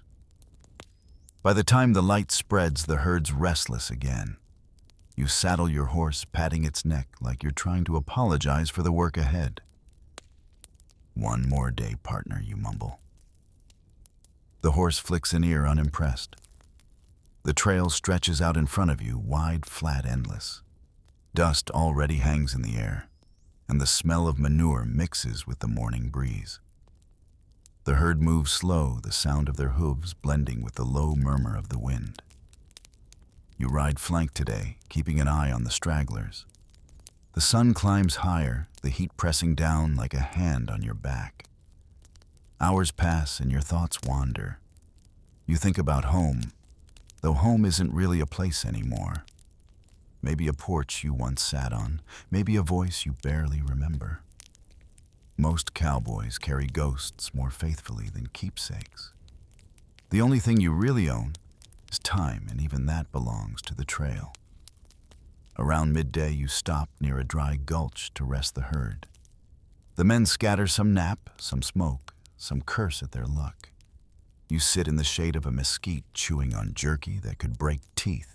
The wind hums through the grass, and for a moment you let yourself drift. You remember a story someone told by the fire once about Charles Goodnight, the famous Texas cattleman. They say he could ride for days without rest, drive a herd through blizzards, and still keep his men fed. You wonder if Goodnight ever felt like you do, bone-tired, sunburned, half invisible. Maybe even legends have their breaking points. By the time the herd's moving again, the air has turned hazy with heat. The land ripples in front of you, each hill the same as the last. You squint at the horizon and can't tell where earth ends and sky begins. There's a strange beauty in that, how the world just keeps going, uncaring, infinite. The afternoon drags. Sweat stings your eyes, your legs ache, and your lips crack from dryness. You tip your hat down, mumble a curse, and keep riding. Out here, misery's just another chore. When the sun starts to dip, painting the plains orange, you finally make camp near a stream. Cookie's stew is already bubbling, and the smell makes your stomach growl. You eat in silence, the way tired men do, fast, without words, as if the food might vanish if you stop chewing. Afterward, the men gather around the fire. Someone starts singing off-key, but soulful, a slow, sad tune about leaving home and never finding it again. You listen head bowed, hat tipped low, and think, yeah, that sounds about right. Your partner tosses you a small piece of tobacco. Trade you for a story, he says. You grin. A story, huh? All right. Once upon a time, there was a cowboy who thought he'd be rich someday. Then he met cows. The group laughs, tired but genuine. Out here, laughter's rare, and that makes it precious. Later, when most of the men have turned in, you stay by the fire. The flames dance low, throwing long shadows across the camp. You stare into them, thinking about how every cowboy story ends the same, with the land swallowing him back up. The stars above look impossibly close, bright enough to read by. You trace the constellations, Orion the Dipper, the cross your only real companions. The wind picks up, carrying the faint scent of sage and smoke. You breathe it in deep. Your horse shifts in the dark, restless. You walk over, stroke its neck, whisper nonsense to calm it. The animal leans into your hand, and for a moment you feel something close to peace. Maybe that's all you ever get out here. Peace in fragments between storms. You lie down in your bedroll, pull your hat low, and close your eyes. The ground's hard, the night cold, but your heartbeat is steady. Somewhere far off, a coyote sings to the moon. Tomorrow will look the same as today. But for now, under this endless, unbroken sky, you feel small, tired, and alive. And somehow, that's enough. You've probably seen cowboys in movies, guns blazing, teeth, white horses, spotless. But let's be honest, that version of the West smells too clean to be real. The truth is grittier, lonelier, and far more human. You don't live like a legend out here. You live like a survivor. You wake up to the sound of rain, the steady kind that doesn't pour, just falls and falls, like it's got nowhere else to go. The camp's quiet except for the drip of water off your hat brim. Your blanket's damp, your socks are worse, and the mud sucks at your boots as you walk. The cook's fire won't light, so breakfast is cold beans and colder coffee. Nobody complains much. Complaining wastes breath. You eat fast, mount up, and ride out into the gray. The herd's sluggish, their hides slick with rain, but work doesn't stop for weather. It never does. The trails turn to soup. Each step your horse takes sounds like it's pulling away from glue. Your coat's soaked through your hands numb, and you can't tell if your hat's keeping the rain out or just holding it in. You laugh under your breath, not because it's funny, but because you'd go mad otherwise. By midday, the rain turns meaner. It slants sideways, driven by wind. You can barely see the man riding next to you. He yells something, but the storm steals his words. The cattle are panicking again, their eyes rolling white, their calls blending with the thunder. You push forward, shouting, waving your arms, doing everything short of prayer. Lightning cracks in the distance, bright enough to blind, close enough to feel in your chest. For a split second, the world turns white, then dark again. You wonder if this is how God paints the sky, with fury and noise. The herd finally bunches together, frightened, but still standing. You ride in circles until your voice gives out, until the thunder fades and the rain softens. When it finally stops, the silence is so thick it hurts your ears. The world smells of wet earth and something clean, almost holy. You take off your hat, let the water run down your face, and breathe deep. Around you, the men slump in their saddles, too tired to talk. The herd grazes quietly, steam rising from their backs. You look up, and for the first time all day, the clouds break just a little. A narrow beam of sunlight slips through, turning the mud to gold. It's the kind of beauty you never get used to, the kind that makes the misery worth it. When evening comes, you make camp in a dry patch near a stand of cottonwoods. Cookie's stew tastes like salvation tonight. You sit by the fire hands, wrapped around your tin cup, letting the warmth sink in. The men swap stories again, some funny, some true, some neither. One old hand starts talking about the cattle drives of the 1860s, about drovers who spent months on the trail, eating dust, fighting storms, and burying friends without markers. "You boys think you've got it hard," he says. Try crossing the Red River with 1,000 head and no bridge. Nobody argues. They just listen, staring into the flames. Out here, history doesn't feel like the past. It feels like a long shadow that never stops moving. Later, when most of the men drift off to sleep, you wander from the fire. The air's cool and damp, the grass slick under your boots. You walk to the edge of camp where the night opens wide, stars bright again, the storm's rage replaced by silence. You tilt your head back, watching the Milky Way spill across the sky. There's something comforting about how it looks exactly the same every night, no matter where you ride.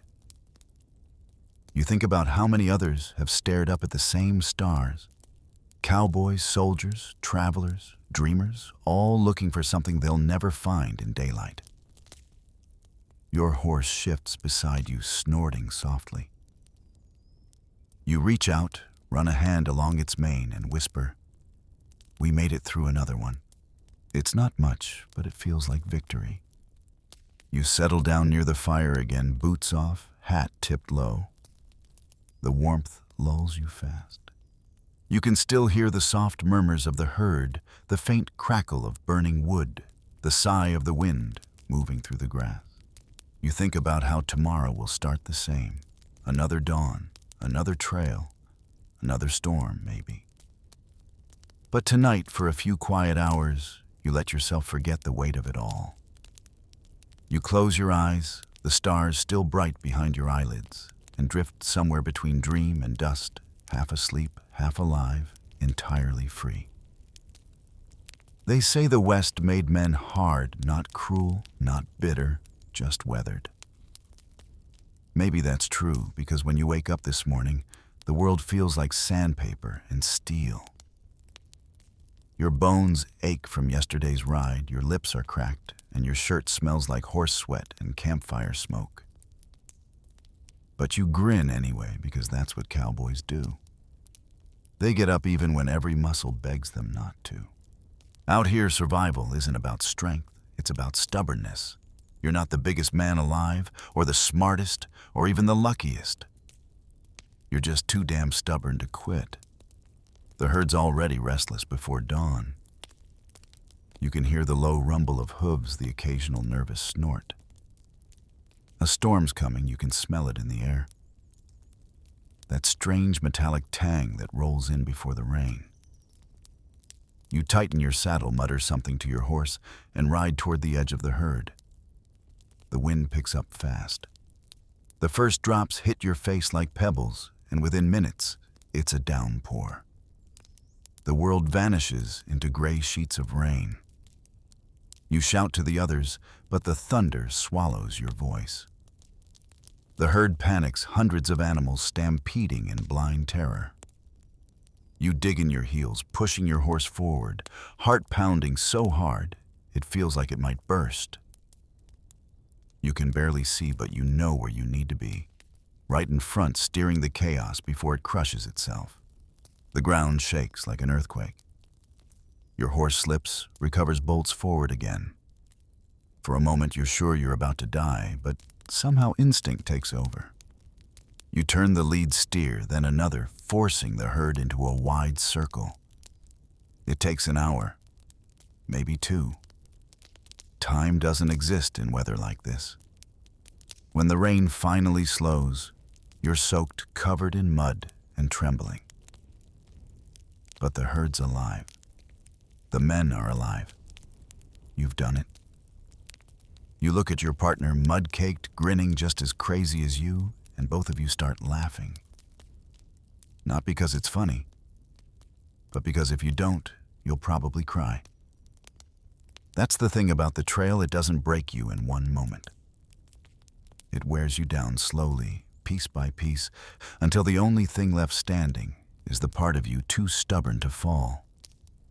By midday, the storms moved east, leaving the sky washed clean and bright. You ride through puddles that reflect the clouds, like shattered mirrors. The herd's calm again, grazing lazily. You can't help but feel proud. Exhausted, filthy, half-starved, but proud. You survived something most people never would. When you stop for lunch, the cook hands you a slab of bread and a handful of beans. "Eat," he says before I change my mind. You take it, grin, and thank him anyway. Hunger makes every meal taste like heaven. One of the older men, a wiry Texan named Boone, starts talking about the old days. Back when this was all Mexico, he says cowboys weren't white men. They were vaqueros, Mexicans, Indians, black men. Half the fellas who built this country don't even get remembered. You nod, chewing slowly. He's right. The cowboy myth, white hat, clean shirt, heroic smile, that's Hollywood nonsense. The real West was dusty, diverse, and full of contradictions. You think about the men beside you, a former slave, a German immigrant, a kid from New Orleans, all riding under the same burning sun. The trail doesn't care what color your skin is. It only cares if you can ride rope and work until your hands bleed. By late afternoon, the land smells new again. Grass, dirt, rain, and life. You ride in silence, letting the rhythm of your horse lull you into something close to peace. The wind dries your clothes. The sun warms your back. For a few precious minutes, everything feels right.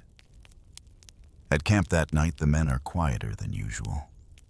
The storm has drained them. Cookie ladles out stew, thick, greasy, delicious, and everyone eats without complaint. Boone starts humming an old tune, something from the Civil War days, low and mournful. You stretch out near the fire, watching the flames dance. The smoke curls up into the night, carrying with it the smell of coffee sweat and survival. You stare into it, half thinking, half dreaming. Maybe this is what keeps cowboys going, not the money, not the legend, but the simple satisfaction of having faced the world and not lost. The stars come out brighter than before, each one a pinprick of light against the endless dark. Your horse shifts, nearby hooves thudding softly in the dirt. Someone mutters a prayer. Someone else snores. You lie there, staring up, and think about how tomorrow you'll wake up and do it all again. The dust, the wind, the ache, the quiet. And maybe that's the point. Cowboys don't ride for glory. They ride because the land demands it, because silence feels like home, because being alone out here isn't lonely. It's freedom. You pull your blanket tight, tip your hat low, and let the sound of the wind sing you to sleep. The fire crackles beside you, and for the first time in a long while, you don't feel tired. You feel alive. You wake to the sound of distant bells, the soft clinking of cowbells drifting through the misty dawn. It's a peaceful sound, almost gentle. But it means one thing: time to move again. Your back protests as you sit up, every bone and muscle reminding you that this life is not for the delicate. You stretch, crack your neck, and pull on your boots. The morning chill slides down your collar like cold water. The camp is quiet, just the hiss of the fire and the soft shuffle of men stirring awake. Cookie hands you a plate of biscuits so hard they could double as ammunition. You bite into one anyway, washing it down with coffee that tastes faintly of smoke and rust. Breakfast of champions, you mutter, and Cookie snorts. As the first light breaks across the plains, you mount your horse and fall into line. The herd begins to move slow and steady, hooves sinking into the damp earth. You breathe in the smell of wet grass and manure, unpleasant to most. But to you, it's the smell of life itself. The land changes as you ride. The flat plains start to rise, rolling into soft hills dotted with mesquite and sage. You spot a hawk gliding overhead, riding the thermals, free and effortless. You can't help but envy it a little, the way it floats above all this dust and sweat and exhaustion. Still, there's something the bird will never understand: the pride of carving a living out of this hard, unforgiving land. By mid-morning, you come across a stretch of prairie burned black by lightning. The air still smells faintly of ash. You ride through it in silence, watching the charred remains of grass crumble beneath your horse's hooves. Nature doesn't apologize for destruction out here. It just clears the slate and starts again. Maybe people could learn something from that. As the sun climbs higher, the heat becomes relentless. You pull your hat lower, feeling the sweat roll down your temples. The herd moves slower now, animals panting in the dry air. You spot a calf limping near the back, likely stepped wrong on a stone. You ride over, swing down, and check its leg. It's not broken, just swollen. You cut a strip from your bandana, tie it gently, and send it hobbling back toward the herd. Small kindnesses matter out here. No one writes songs about them, but they keep the world turning. Around noon, the men call for a break. You dismount, stretch, and sit under the shadow of your horse. Boone passes you a canteen. "Reckon we'll reach town in a couple of days," he says. "Feels like we've been out here a century," you reply. He chuckles. "That's the trail for you, turns days into lifetimes." You both sit in companionable silence, watching the herd graze. For a moment, everything slows, the heat, the wind, even time itself. You start to wonder what it'll be like to ride into town again. A bath, a bed, maybe a drink that isn't boiled dirt water. The thought almost feels sinful. By afternoon, you're back in the saddle. The rhythm of hooves and the creak of leather become hypnotic. You start to hum an old tune your father used to sing, something about rivers and running away. You don't remember all the words, but the melody feels right. Then you see it, dust rising on the horizon. A rider approaching fast. Your stomach tightens. Out here, riders rarely bring good news. The man draws closer, waving his hat. "Stampede up north," he shouts. Barlow's herd broke loose, headed straight this way. You don't hesitate. You spur your horse forward, shouting for the others. Within minutes, you're galloping toward the danger, the world blurring around you. You can feel the adrenaline surge, sharp and electric. And then you see it, a wall of cattle thundering across the prairie, eyes wide nostrils flaring earth, shaking beneath them. You yell, wave your arms, ride hard at their flank, trying to turn them before they crash into your herd. The noise is deafening, a mix of thunder, roars, and panic. Your horse stumbles but catches itself. You pull left, cutting through the dust, circling the chaos. The men fan out beside you, shouting, cracking whips, doing everything they can to steer the stampede. It feels like fighting a storm with a matchstick, but slowly, painfully, the tide begins to turn. When it's finally over, the air is thick with dust. You can barely breathe. The herd's scattered but alive. So are you. You look around at the men's faces streaked with sweat and dirt eyes wide with relief. No one says much. There's nothing to say. You all just nod the silent understanding of men who've outrun death for another day. By the time the sun sets, the land glows gold again, as if none of it ever happened. You unsaddle your horse, pat its neck, whisper a quiet thank you. The campfire's already lit, the stew bubbling, the laughter slowly returning. You sit down, staring into the flames. Your hands are shaking, but your heart feels steady. You survived another day on the trail, a day of mud, fire, and thunder. And as the stars blink awake above you, realize that's all a cowboy ever really hopes for. Not glory, not wealth, just one more sunrise.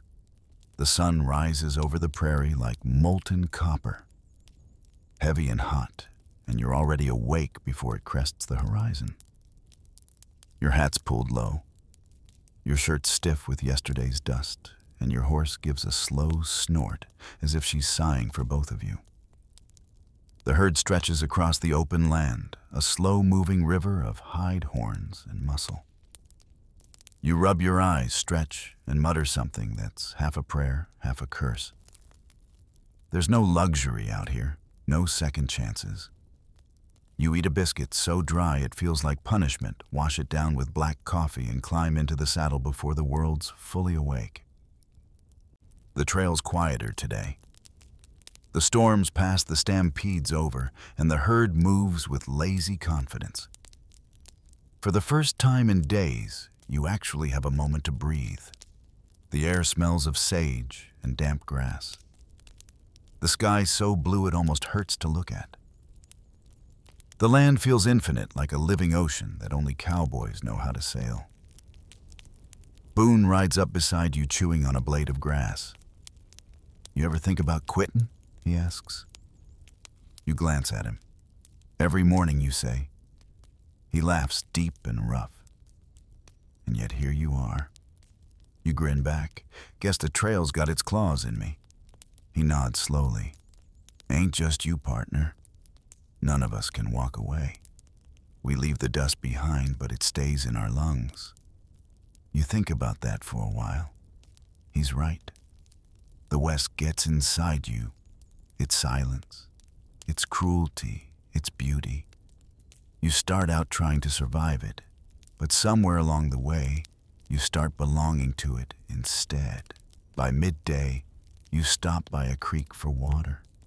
The horses drink deep, and you splash your face in the cold current.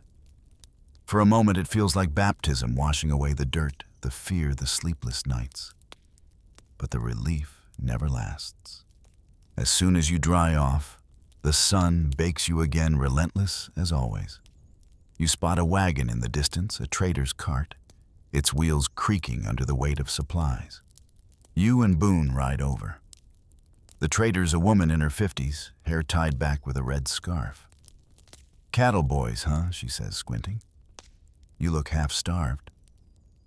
"Quarter-starved," Boone answers, deadpan. She laughs, hands you both a hunk of bread and some jerky. "On the house," she says. "You boys keep this frontier fed." You thank her, and as she drives off, Boone mutters, "Maybe there's still good left in this world." You nod. Sometimes kindness feels rarer than rain. As afternoon stretches on, the land turns gold again. You spot antelope in the distance, bounding like ghosts across the hills. For a second, you wish you could follow them. No cattle, no foreman, no trail. Just freedom. But you shake the thought away. Cowboys don't chase dreams. They herd them until they behave. Later, you reach a narrow pass between two ridges. It's quiet, too quiet. Then, you hear it, a rattling sound. You freeze. Your horse tenses. They're coiled beside a rock. A rattlesnake watches you with cold, glassy eyes. You stay still, heart pounding. The world shrinks to the space between you and that snake. It hisses, tail buzzing like dry bones. You slowly pull your reins, guiding your horse back step by step. The snake strikes, but misses, snapping air. You don't breathe until you're 20 yards away. Boone rides up, eyes wide. "You trying to get famous?" he says. "Not today," you answer, and you both laugh. The kind of laugh that comes from pure, shaky relief. By sundown, the campfire glows like a second sun. The men eat, talk, and drift towards sleep. You sit a little apart, sharpening your knife, watching the sparks rise. The sky above you is alive, stars burning through the black, the Milky Way spilling like milk across the heavens. You think about the people who'll come after settlers, farmers, bankers, and how they'll turn this wild land into something tame. They'll build fences, draw borders, name everything. But you'll always remember it, the way it is now, untamed, unclaimed, infinite. Boone tosses you a flask. To the end of the trail, he says, you take a drink, the whiskey burning warm down your throat. To the trail you echo, and to whoever's crazy enough to ride it next. He chuckles. That'll be you, most likely. You smirk. Yeah, probably. The fire pops. Somewhere out there, a coyote calls long and low. The herd shifts in the distance, the sound like ocean waves. You lean back, resting your head on your saddle. Funny, you say quietly. We ride through all this emptiness, and somehow it fills us. Boone grins through the firelight. That's the trick of it, partner. You don't say anything else. The night wraps around you. The fire, the stars, the wind, all of it breathing in rhythm with your own chest. Tomorrow will be another day of dust and sweat. But tonight, you let yourself rest. For once, the silence doesn't feel lonely.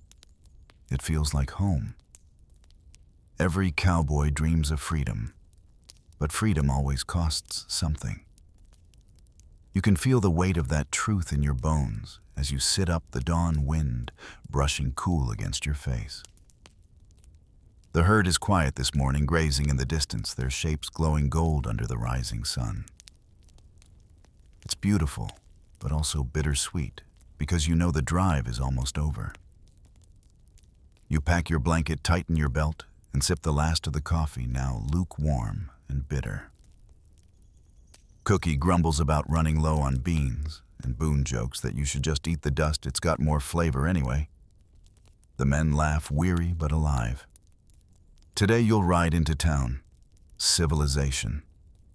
After months of dust, sweat, and silence, it feels almost unreal. The thought of clean clothes, real beds, maybe even a bath stirs something in your chest. But at the same time, you already miss the emptiness. The sky so wide it makes you feel small, the sound of nothing but hooves and wind. Strange how a man can crave comfort and wildness in the same breath. You mount your horse, give her a gentle pat, and fall into rhythm as the herd starts moving. The land opens up one last time, endless grass, the faint shimmer of heat on the horizon, the smell of earth and cattle and distant rain. It's a sight that never gets old no matter how many times you see it. Hours pass and the town comes into view, a cluster of wood and smoke and promise. The herd slows, sensing the end. The trail boss rides ahead to settle payment, his posture straighter than usual. The men talk about what they'll do tonight, cards, whiskey, a proper meal. Someone jokes about shaving, but no one's sure their faces remember how. When you finally ride down the main street, people turn to look. Children point, women stare, and a few men nod respectfully. You're dusty, tired, and sunburned, but for a moment you feel like a legend. The cowboy, America's wandering myth made of sweat and stubbornness. You help drive the herd into the corral, close the gates, and watch as the cattle mill around, restless but contained. It's strange after weeks of guarding them. You almost feel protective. They don't know what comes next. Maybe that's for the best. Once the job's done, you strip off your gloves and stretch your sore hands. Boone claps you on the back. We made it, partner. Barely, you say, grinning. He laughs. Ain't that always the way? You both head to the saloon, push through the swinging doors, and let the sound of a piano wash over you. The place smells of whiskey, tobacco, and something fried in old grease. It's glorious. You take a seat, order a drink, and when the glass hits your hand, it feels like holding civilization itself.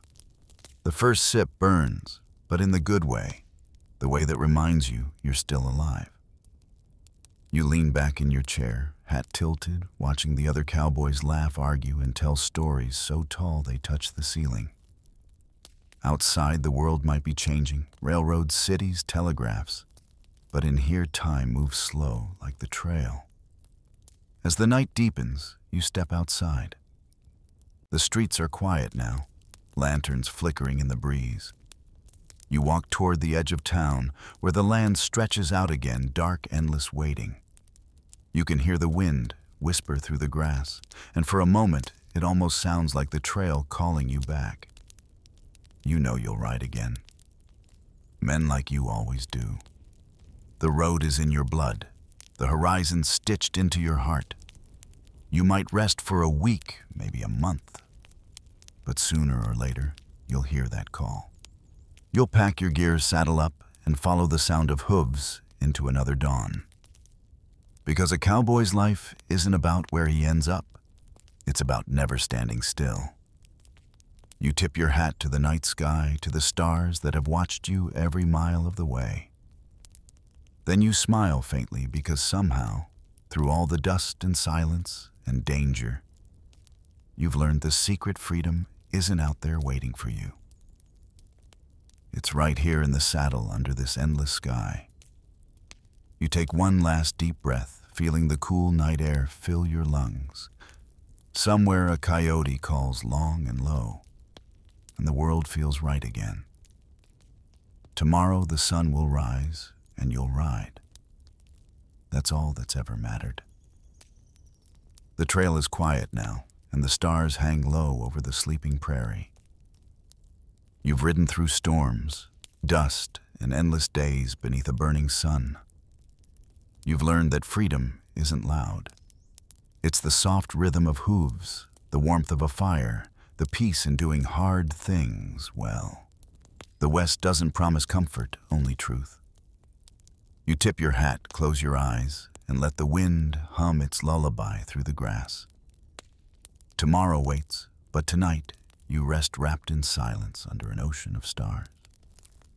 The world keeps turning and you finally let it drifting into sleep.